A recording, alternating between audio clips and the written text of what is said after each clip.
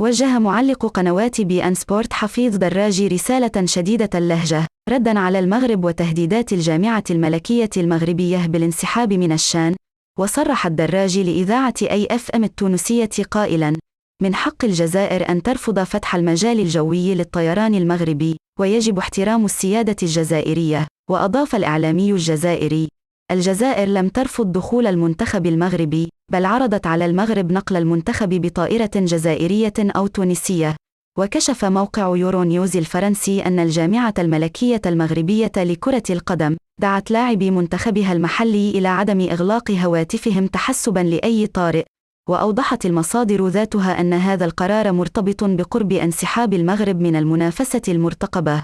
يذكر أن الجامعة الملكية طالبت الجزائر بسفر منتخب بلاده المحلي إلى مدينة قسنطينة عبر رحلة مباشرة من مدينة الرباط بواسطة طائرة خاصة للخطوط الملكية المغربية.